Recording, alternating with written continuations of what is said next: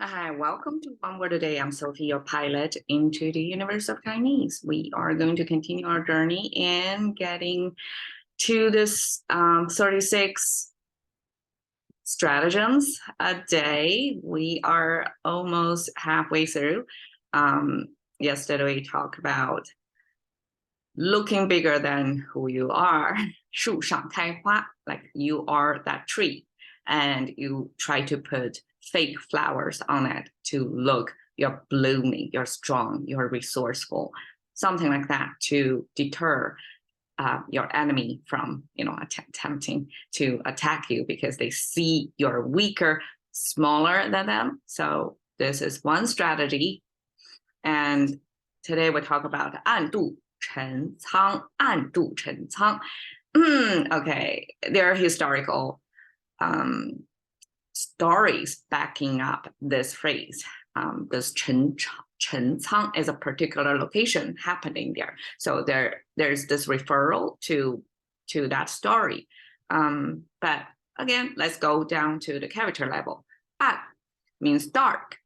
We have the sun symbol over here. Yet it means dark because on the right side is the sound maker, but the sound doesn't sound like a sound current Chinese. If you hide the left part, only see the right part, it sounds like an yin.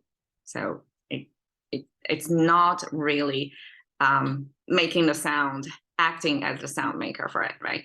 But the meaning of it is music. And because, okay, it has a mouse symbol here at the bottom, and then have this almost like a cross pointing sign. And I regard this as the tip of the tongue. So you have the tongue, the mouth, and then the sound bites going out. So that's the sound making mechanism. Without the horizontal line here in the mouth, it means speaking. But with the line in the mouth, it's something sweet, something pleasant to the ear when you hear the speaking. So it's a melancholically speaking that becomes like a vocal, that's singing. So when you have this singing with the sun, like what does it mean? The sun is singing? Okay, so I have to make some logical jump there. Why it becomes dark when the sun sings? It's because when the sun sings, the sun is there, you hear it without singing it. So it's when it's dark, it means the sun is behind the cloud, or the sun is on the other side of the planet. I mean, back then people probably don't know the Earth's round sphere thing, but when they don't see the sun directly, but they can hear the sun sing, they still can see a little bit, feel the presence of the sun. Even in the evening, through the moon, you see the reflection of the sun. Back then, probably people don't know about it, but the element of light was there. It's just the sun was not showing itself. You can only hear it without seeing it. So in that indirect way, language creators put the sun sings without showing, without shows, right? This becomes the dark. Okay, I'm doing my best to come up with a theory why. Okay, we have, you see the ancient one with a contemporary one missing this 3 dot. The 3 dot symbol is our water simplification, water sign. So this the whole thing means to cross the river from one end to the other end. But the right side here originally means measuring. The reason why it's measuring is because we have the hand symbol of there, right? 3-finger hand symbol. And then we have this 20. This is our number 20 there. It's because we have the cross, it's a 10. In ancient roping technology, when you tie a knot, it means a 10. 1 unit of some lump sum of 10-digit numbers, right? When you have two knots next to each other, that means 20. And because it's two like this, somebody connect at the bottom to make it one unit, right? To make it, I guess, visually easier to see and write. So that's 20. And then we have this chimney on top and half shaded or half enclosed space. So we have this dome with a chimney on top. That means domestic, enclosed space, right? Everywhere is covered. This is half covered. Half covered can be like a pavilion, right? So you have the top, but you don't have the walls. So you're semi-exposed, but you still have something covered on top of you. So this is the cover, right? You can still stay away from the weather elements like the rain, but you cannot stay away from the weather elements like the wind or humidity. So this is not completely indoor situation. And I view it as, okay, we have the hand doing the construction, and this is something you're constructing halfway done, domestic housing, and then you have 20. I don't know, 20 of there probably is a measurement of you need 20 of something to complete the construction. And the ancient times, just like in English too, we use feet or foot as a measurement of a distance, right?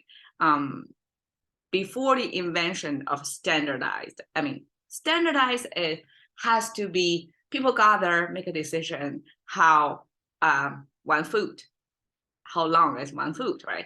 So, and then that measurement or standard setter have to be manufactured as have the exact same measurement going out of the factory and going to different places. And that way people at different locations standardize. So before that standardization of measurement time, this measurement was done by measuring against the body parts like this. This is a measurement, and people can use this to measure how far away that is, or like in English, the foot was used to measure how far away. So this using of body parts, like that's the measurement you have, at least. Before rulers, right? This measure how arm's length from a distance or something could make do for that non-standardized house building, I guess. So people can still find ways to do that. This measurement concept related to house building plus the water sign, it's almost like you're measuring the length of the river and eventually, or the width of the river, and eventually that becomes crossing. You're going from one end to the other end so that you can measure it, and at the same time you crossed it too. So that becomes cross and extended further into reach, like you're reach your destination, even through the land, not necessarily through water, crossing the river. You can still use that as from location A to B, as if you're measuring the whole distance, you're going there, reaching the destination. Okay, and okay, Chencang is a location from that story that this whole phrase was built on. It's a story talking about ancient battlefield or something happened over there, right? But Chen, okay. Oh, I didn't check, but Chen is one of the most common used Chinese last names. One interesting difference between English and Chinese is Chinese people have their given name a lot more variety versus last name. Even if China still, like till today, is the most populous country in the world, but still the last name, the surnames in that country is limited. Commonly seen, we have seen Wang and some other last names. You probably have seen in English media in translation. Some you can, like a Yo Ma, right? M-A, that's a Chinese last name, commonly seen. So Chinese names summarized, probably most commonly used is 100 names. That's all. And it's really hard to tell your origin, your family lineage. through your family name, last name, because there's so many of us sharing the same last name. It's really hard to tell. And so it's Chinese naming system use the middle name and the first name. So we have 3 character names. That's the old way. So middle name means your generation. And the first name is your individuality. So individuality comes first and then marks your no, sorry, I was wrong. So last name, your family name comes first. And then your generation comes next. And then your individual name comes last. So that's the sequence that kind of efficiently mark you down quickly on a family tree map, family tree, right? The positioning. So which family book, you find that, and which generation, you find that, and which is you find that, right? So it's a good indexing system, basically. But we end up with very, very few choices of family names. So this Chen is, you probably have seen, like, whoever, I know this year, somebody in California is running for treasury or something, last name is Chen. So apparently Chens make a lot of Chens in America as well. So this is how it's written. This is the simplification of that. And this structure means high rise of harangue. So imagine you are here, you're looking at this cliff thing. It's kind of pretty straight upward going. And there's like, unless you're a trained expert, it's hard to scale up. So that's a kind of a block, gives you the edge, the border, like something you cannot cross easily. You have to go around it or do something to get onto the height. But naturally, as a barrier, this is a natural barrier, terrain condition. That's kind of a cliff, like you cannot go up. And then the right side is, looks like a tree, right? So this is a tree, the top arch, bottom arch connected with a vertical line. That's our tree symbol. And with 3 finger, so 3 finger kind of like doing this, right? So that's our hand symbol viewed through this vision. So it's almost like a tree hugging. The whole thing looks like a tree hugging, right? Somebody's hand, a kind of enclosure over there, and on the trunk in the middle of the tree hugging. Okay, so somebody tree hugging next to a cliff, and that's our family name Chen. Okay, Cang. We have this tip, triangle shape. It means something covered, but it's not as elaborate as a domestic with a chimney. So this domestic, you can do all kinds of house, interior design, make it luxurious as much as you can afford, right? But this is like simple, just a roof over the top. It serves more like industrial, it's not residential, okay, in today's frame. And I don't know what the horizontal line do over there, but this as a structure we have seen before in the symbol of today, because in ancient language, there is this open triangle. So this is a triangular thing. And then the bottom kind of disconnected from this, but still you can see the triangle structure up there. And that symbolizes the past, present, and future. So we have this triangular shape on the top, and same used in here. Here it means warehouse. So apparently it means something spatial, not temporal. But the symbol was kept over there. And then here is our hu, is half panel door. Well, or okay, we have a double panel door, right? This is single panel door, not half. Okay, single panel, that's enough, sufficient enough to open to some inner space, right? And this hole is not, well, you can regard it as a mouse as well. This is something you can eat because inside it stores the grains or the crops of the year. And warehousing back then mostly is not for industrial products, no industry yet, it's for food. So warehousing food, and if you see a mouse there, it could be something related to eating, consumption.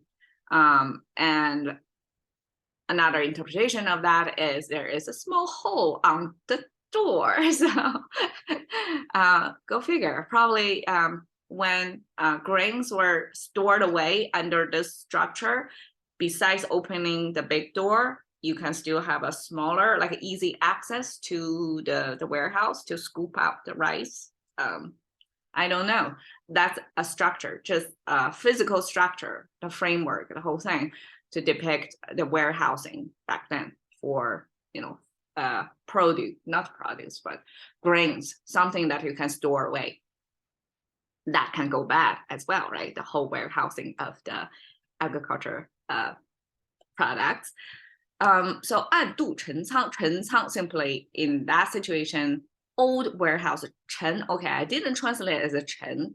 It could be 陈, the family village, and that family's main duty was to, keep guard, to guard this warehouse. And so that's who doing what, and that becomes the name of the locations. Very likely, we have many, many location names like that, like whose families doing what, main thing, and then that becomes that village or town. It depends on, right? And okay, so 陈仓 could be that, but 陈, the family name, could also mean ancient or old, like not the current year, not fresh. It's like old, like built before. So there, from this family name to this old, there is some logic jump. So maybe something happened in that family. So story extend and people connect that family name to the old or ancient or past, like old timer kind of thing. So old warehouse probably makes sense too. So it's some location long established over there. And then you cross, however, reach over there from your current location, you reach over there in the dark, in the cover of dark. So that's exactly what happened in that story. So this is the main character of that story. It's, Chinese history is hard because it's thousands of years ago. It's a Han. So it's after Qin. So, oh gosh, I should have checked ahead of time, but it's likely to be 2,000 years ago, something like that. And this is Han Gaozu. So this guy with another guy. So after Qin, the first unifying dynasty in China, they came out strong, powerful, and then it collapsed quickly. So after them, there was no leadership, no king anymore on that land, right? So stronger dudes rise up, try to grab the top position in that land. And this is one of the competitors over there. And he made a critical career-turning battle, which is 暗度陈仓. That's the technique he used by, there's a phrase before that, 明修栈道. So on the appearance, he made it obvious that he is going to reconstructing or repairing a bridge because his army was retreated to some faraway place from the center of the power. And so he kind of showing like, okay, I'm not battling you right now. I'm retreating. I'm satisfied with this smaller piece of land farther away. And then all of a sudden he started to repair the bridge. That's the only obvious connecting point between his small piece of land to the major land. By doing that, his enemy noticed, right? His enemy, something is going on. He's on the move. He's repairing the bridge. While the enemy kind of,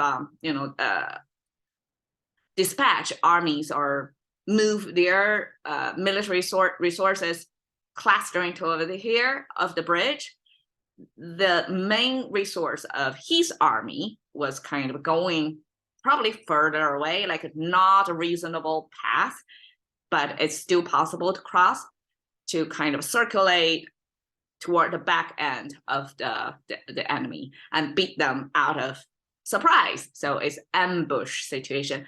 So there is a play of I'm showing you here is what I'm doing, and here is where I'm supposed to cross. But actually, this obvious thing is a facade, and the real action is somewhere else. And the whole operation have to be kept in high secrecy, right? Cannot be noticed by. And I don't know in ancient times how they did that, but they pulled it off and surprise ambushed their enemy and win this turning point of the battle. And eventually he became the new emperor, the starting first generation of relatively long dynasty, several hundred years. And so his one son's, lineage of, so he is the starter, called Han Gaozu.